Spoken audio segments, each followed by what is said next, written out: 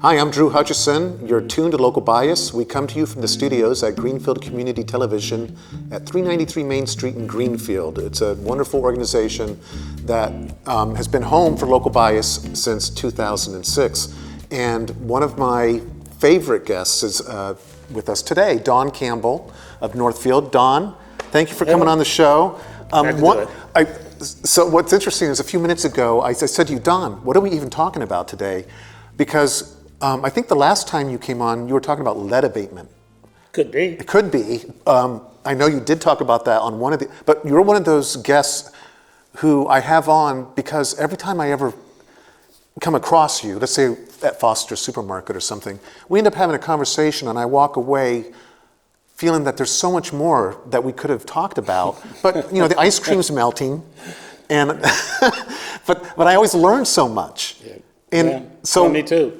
Well, that's very kind of you. So what are we going to learn about today? Oh, a couple of things. I want to start off talking about landmarks. Okay. Although I've got a picture of an exterior landmark today, one that's a stone in the ground that most people probably don't see. That marks 3,000 feet to the west, where the first line from which all maps in Massachusetts were figured from, which is in Deerfield. Really? Yes. So anyway, so that's a physical landmark. That's a good example of a physical landmark, as are, and we were talking earlier about this, traffic lights, or the police cruiser, right, or a library sign. We all know them, but everybody, or groups of us, if you're a decent driver and you're from a moderately balanced family or society, place in society, you know what they mean and you're going to pay attention to them. There are other people who might say, forget it. For them, the landmark means something completely different. Or a police cruiser. You see the police cruiser, they might get me for going a little fast, but I'm not really worried about it. Right. We know there are lots of people who would be worried about it. Right. So it's the same landmark viewed differently. But what if we were in a place where our landmarks, the internal landmarks of two different people or two different groups were very different? Well, if they're internal, how do you see them? How do you recognize them? You don't. That's the problem.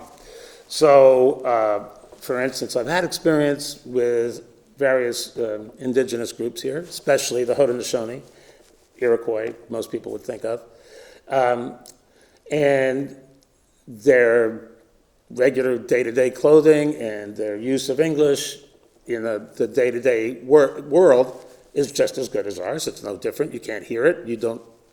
So you might think that they see the landmarks in the world the same as you. Right, because they look and sound like me. So why don't they have the same landmarks? More or less, yeah. We might disagree, like, though the police are good or bad, or something like that. We might allow for that, but we're not going to say there's something else that we have no idea. So we have assumptions that there's commonalities that we actually lack. Right. And so there's these waterfalls north of Albany that are very significant in their story of how the League, their formal league, the Great Law of Peace, came about. And they're pretty falls. But you could easily make a comment or something about how what about these pretty falls or something, and not know that internally the person you're talking to about a holy place. This is not just a place, a pretty place. It's a holy place. Right. You wouldn't know that. So it's, and it takes a while when you're listening to people. It's harder, I think, when their use of everyday language is so similar and maybe the same as ours. But to hear that, to understand that there's a whole different frame of reference going on there. There's overlap, of course. Right. Because they drive around, they have traffic lights to deal with traffic lights too. Right. But there's also some other things going on that are not part of mainstream culture. So there's miscommunication that goes on because we have assumptions. Or lack of attention. Okay.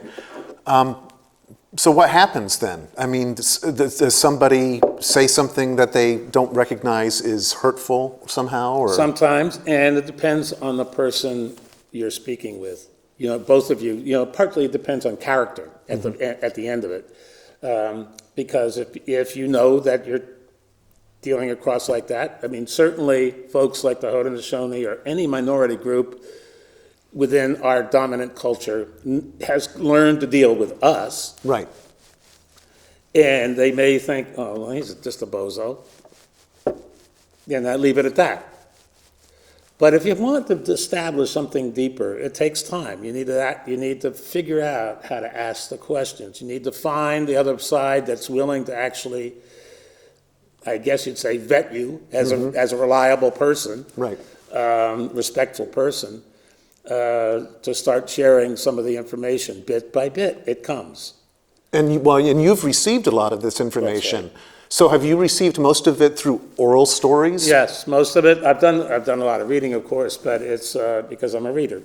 But it's and you learn some things, and really what I get from that is you learn what some puzzling questions might be. Well, I've heard this.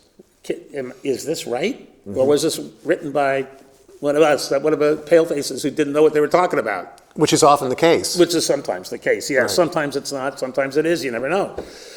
And you might get a good answer, you might get a long answer or a short answer, but it starts. It starts because, okay, so you're interested. What do you do with this piece? What do you do with a bigger piece? So I ended up with making good friends with a Cayuga chief. He was, the chiefs among the Haudenosaunee are chosen by the clan mothers. And Harvey Longboat, his title was Descahe, named for the very first guy who, depending on who you talk to, might be 1100 AD about, who held that same position for the Cayuga, for the Bear Clan, as this man. So the title is the name of the first person to hold it, that position. So another chief will have another title, because that was the name of the first person who held that place. So Harvey, anyway, was one of those people that had real gravitas, He could be fun, and he certainly yanked my chain a lot. But it turns out that's kind of like being in the garage, when somebody yanks your chain a lot, probably means they like you. Right. So that was this case. Well, actually, even the yanking of the chain is to test you to see how you respond. Oh, well, that's part of it, but part of it is I know how you'll respond, but I just feel like giving you one. Right. So I remember I had invited him to speak at a week-long Quaker gathering, and he was going to get 2.5 hours a day. Well, he turned out to have invited some other people to help do that. The first day, though, he says, well, 2.5 hours. I think I can do the Thanksgiving address in 2.5 hours in Cayuga. I'm thinking, oh, man. If it was in French, at least a few people would understand it. But what do? You go with it, right? Here we are, we're walking to the place. So I go with him, and he didn't do that at all. He did about 10 minutes of the Cayuga and then translated it, and then on we went. Now, a lot of people know that women have a very significant, and I would say that they live with an ambiarchy, that the power is both. Right. But they're different spheres. Right. And because their creation story begins with women instead of a man, that ultimately it's always the women that decide things. Right. So hence the clan mother choosing him. So we're in the middle of that first day, and somebody has learned something about the role of women, and she says, well, what can you tell us about women? He pauses. Then he says, I can't tell you anything because I'm not a woman. If I'm Bear Clan, and if you asked me about Wolf Clan, the answer would be the same. Right. Then he bailed us all out by saying, but I have a woman coming tomorrow, you can ask her. So to me, that was an example of very profound respect Right. that I don't think in our dominant society we know anything about. Right. And we were talking earlier, it's about manners. You know, somebody presents something and an issue, and everybody else is figuring out how they're going to respond. They're not taking the time to actually hear. Right. You know, so this is really, some deep.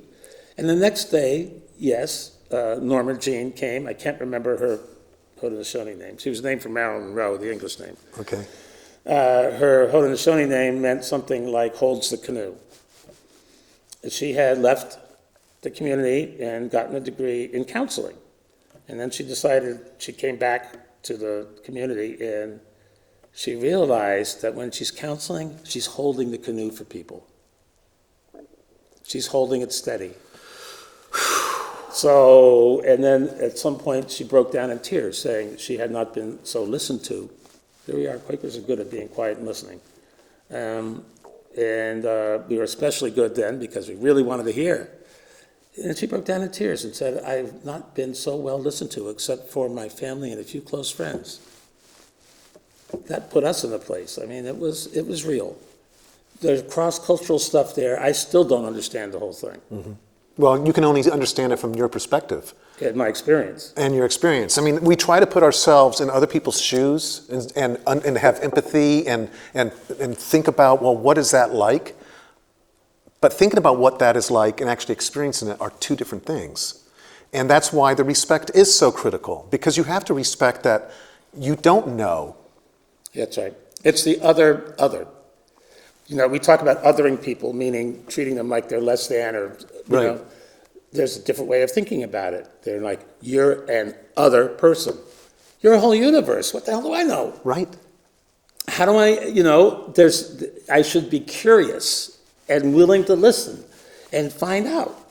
And so the other thing that came up was somebody asked the name of the peacemaker. If you know the Haudenosaunee creation story of the Great Law of Peace and how they formed the League, it was all based from this one person who crosses Lake Ontario and the whole story begins. Well, somebody asked the name of the peacemaker. Well, they won't say it, that name, except in particular ceremony. Because if they do, they're saying, this is the end times and we really need your help. Wow. So Harvey's there going, he wants to respect the questioner. But he can't say the name, but he wants to respect the questioner. So I said, Harvey, I think I have a solution. And I said, his name is in print in a lot of books about the Great Law of Peace. You can go to the library and read it. For now, why don't we just call him the peacemaker? And you can see Harvey. So we communicated well there. Right. And it was really a very powerful experience. So I learned that. I try to catch myself with respecting that. But it also tells you the power of words. Yeah. And names. Yeah. To name something. Yeah. There's a lot behind that. Yeah. Another story I got from, well, this is from reading. There were time of the Revolution. There were two Oneida warriors traveling to see somebody fighting, some patriot guy, and to talk to them. And what they said when they arrived was, while we have been traveling, we've been emptying our minds so we can truly hear what you have to say. That doesn't mean they were necessarily super successful at emptying their minds so they could hear, but it does mean that it was a meme. It was something that the community shared as a positive value. When you go to do some serious business, you need to be ready to listen. And we're not taught that. No, and so it's like these are real things that make a big difference.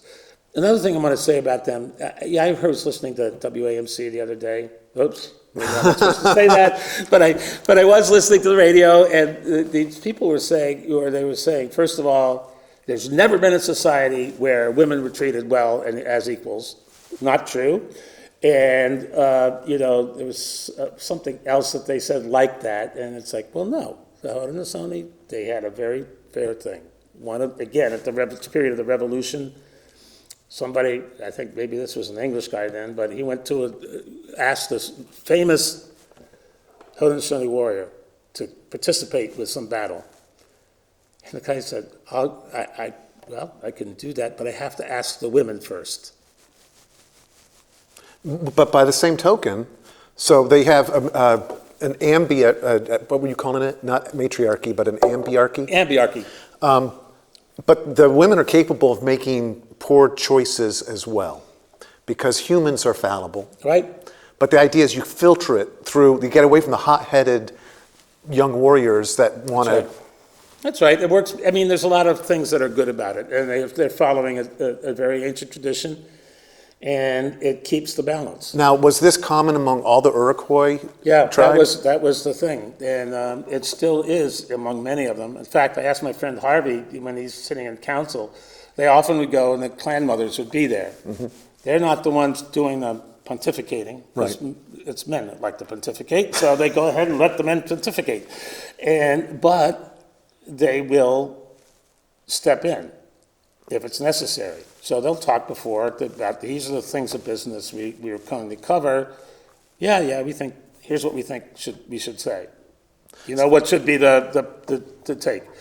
If a guy takes a whole nother thing, the woman will send up a young man and correct him. She doesn't go. She sends him up, says, go tell him it's not what we said. The guy goes up and tells him. They correct him. And they'll sit there, they won't be saying anything, but boy, are they watching. Right. And I asked Harvey, so is it still like that? He goes, it's even harder. So, they pay attention to the business. And everybody's got the business. I mean, the women have a council, the men have their council, and then there's the clan thing, and then there's, Is this a time of renaissance for the Native American communities? In some ways, yeah. And there are some although it's the fractures are getting deeper. Around mismanagement, and drugs. Tradition and stuff. Yes, that's right. There's been a couple of the Haudenosaunee communities where there've been what I call a no-gun civil war, really about having caught the white man's disease, where it's more virulent for them, just like the smallpox was, or trying to keep the traditional way. Right. And I know in Cayuga, in New York. They've bulldozed down the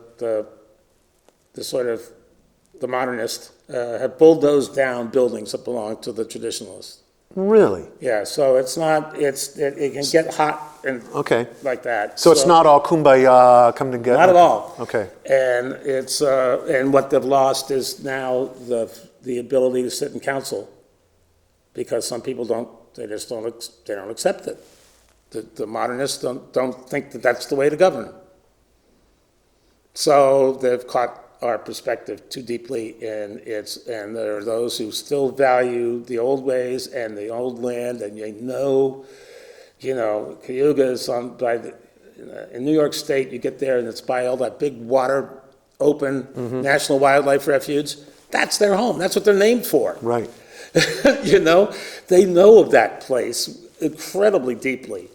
But the other side is like, well, basically we don't care. We want to figure out how to make money.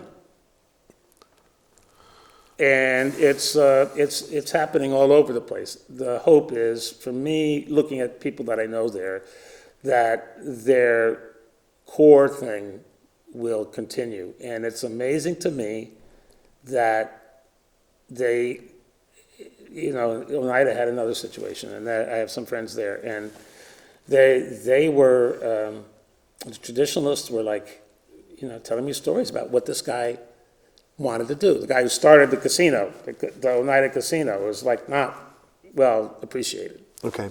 By the traditionalists. And they were, why don't you do something like this and that? They're like, well, no, he's one of us. He's my cousin. I can't, just because he's doing dirt doesn't mean I can do dirt.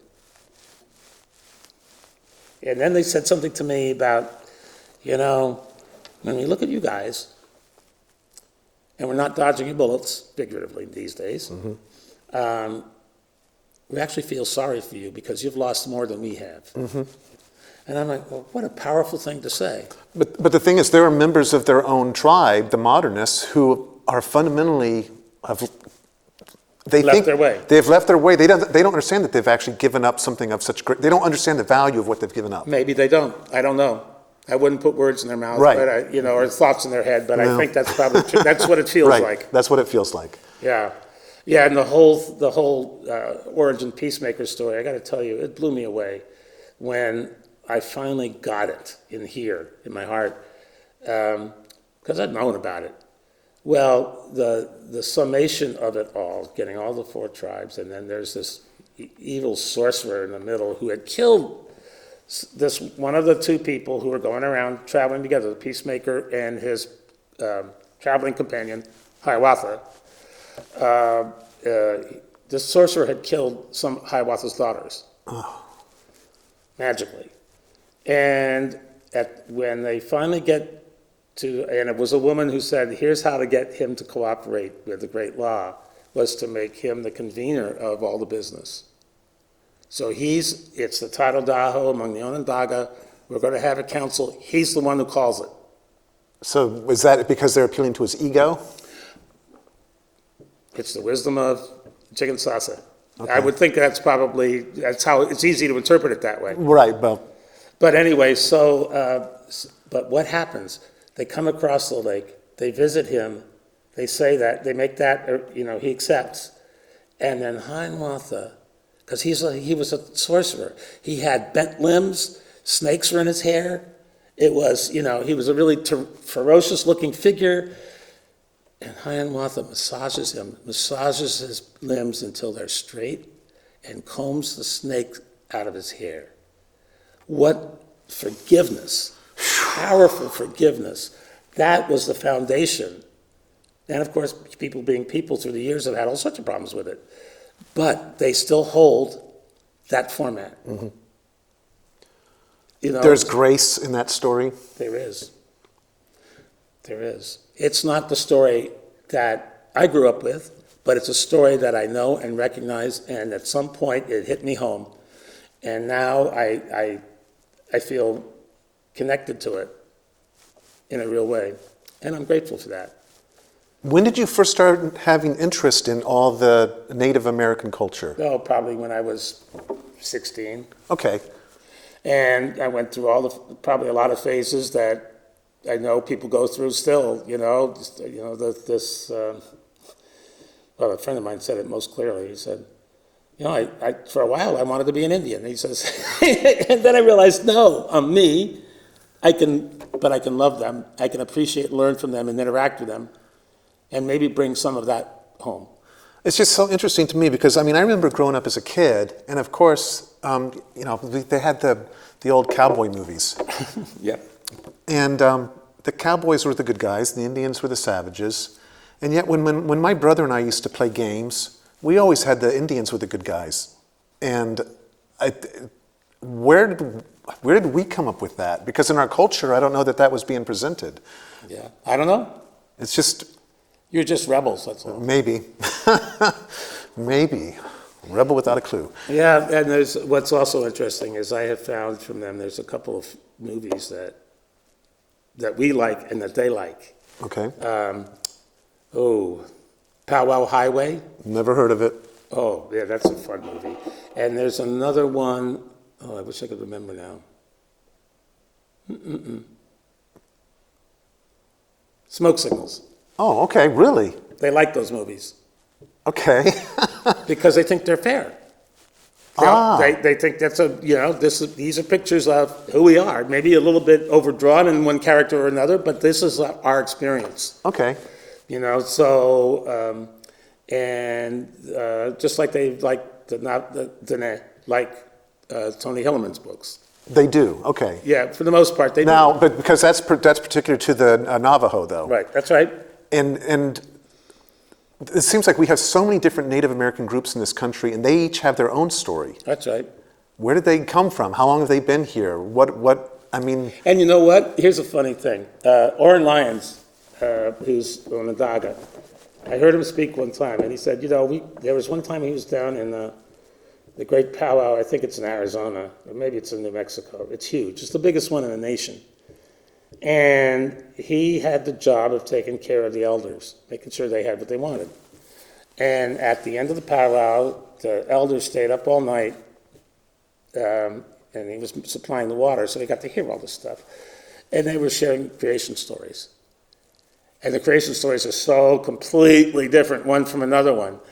And at the end, they all chuckled and said, "Isn't it a great, amazing thing, all the different stories the Creator gave us to tell us who we are?" well, they're exchanging riches. They were. It was beautiful. It was, when I heard him say that, I was like, I get it. We have a creation story. It's sort of how we came to be a people. Mm-hmm. It's not about, the very scientific creation, although they might not say that. They might just, I don't think they try to answer that. Right. Well, how can you know something that you can't know? Exactly. Yeah. Anyway, it's been a marvelous experience, a set of experiences over time. And you've been involved with Historic Deerfield over the years. That's right. And is that because of your experiences studying the Native American cultures, No. or is this just something that A love of history. just a love? Okay. And it's a love of home. That's another thing that comes from what was encouraged more by hanging out with these people. But when I grew up, I spent a lot of time in the woods, and mostly alone. And I got to know the place, and that place is living here, and which makes it hard to go see it again. But I think if you're going to truly live someplace, you have to know it. And to know it means you need to know the stories, the ones you like and the ones you don't. Right. And the landscape, because that's part of the story too. Well, we're so transient in our society Exactly. that people lose out on even knowing that these stories exist. And that's right. And that is a problem that creates a problem inside of the dominant society. Sure. Because we aren't rooted in a place, and if you move, that's okay. But if you've rooted yourself in one place, you start to know the importance of doing the same wherever you end up. Right. And that gives you a sense of the character of the place, how it's influenced the people. The values come from that, and sometimes they're different sets, but you know that. You accept that. You see, okay, it takes time, and it's something that's really hard to put into words. Well, it does take time, but we've run out of time. We have. So there. We always do. But the thing is, it could go on because there are so many stories, and what do they mean? And the meanings have different colors and variations based upon your own ability to even understand. Yeah. Sometimes you're not ready to understand. That's right. And the most important thing, I think, what I talked about today is watching out for the internal landmarks that somebody else might carry, and respect. What true respect is. To shut up and listen, allow that other person to be who they are, and be curious rather than Judgmental or have your own ideas percolating in your head like crazy while they're speaking or whatever. Well, thank you so much, Don, for coming on. Thanks, I learned so much from you. You're one of my favorite people to have on the show, and it's great to see you. And thank you for joining us. I hope that you've enjoyed listening to our conversation, and enjoy.